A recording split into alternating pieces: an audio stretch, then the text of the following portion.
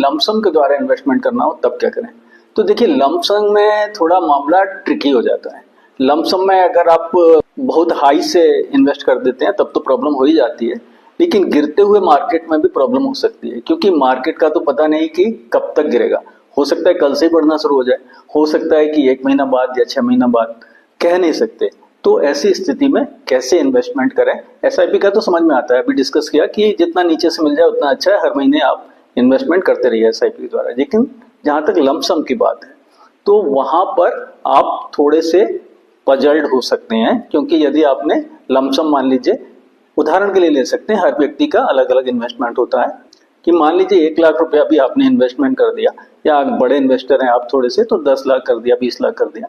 से 10 लाख आपने कर दिया, और पता चला कि मार्केट में अनदर 20% की गिरावट आ गई, क्योंकि मार्केट में 10%, 20%, 30% की गिरावट आ सकती है, अक्सर आती रहती है, और मार्केट उससे ज्यादा रिकवर कर लेते हैं, सारी गिरावट को भी रिकवर कर लेते हैं, और उसके बाद फिर आगे भी बढ़ जाते हैं उससे काफी ज्यादा। तो मान लीजिए अनदर 20% की गिरावट आई और आपने पूरा पैसा अपना यहीं पर डाल दिया, तो आपका 10 लाख जब 8 लाख रह जाएगा तो आपके लिए बहुत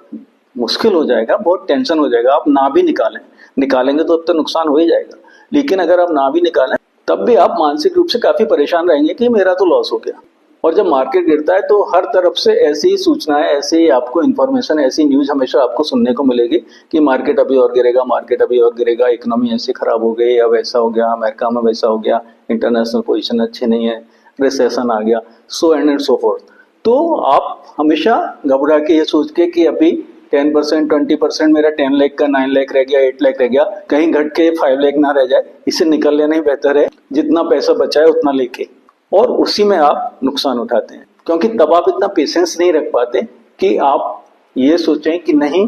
1 साल बाद, 2 साल बाद, 3 साल बाद, 6 महीने बाद, 1 महीने बाद, ऐसा नहीं हो सकता कि मेरा प्राइस हमेशा लॉस में ही रहे।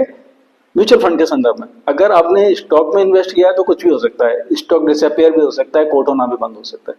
अगर खुद से जाके आप किसी स्टॉक में इन्वेस्ट कर दिए हैं तो। लेकिन अगर आपने किसी म्यूचुअल फंड में डाला है तो म्यूचुअल फंड में पैसा आपका जीरो नहीं होगा, और ऐसा भी नहीं होगा कि वो हमेशा डूबते ही चला जाए। इक्विटी फंड की बात कर रहे हैं, डाइवर्सिफाइड फंड की बात कर रहे हैं, अच्छे फंड्स की बात कर रहे हैं, तो उसमें ऐसा नहीं हो सकता कि आपका पैसा डूब जाए या जितना आपने इन्वेस्ट किया है उतना भी ना मिले। यदि आप रुकते हैं लॉन्ग टर्म के लिए, से 5 to 7 ईयर और मोर, तो आप काफी अच्छे खासे रिटर्न्स लेके जाएंगे मार्केट से,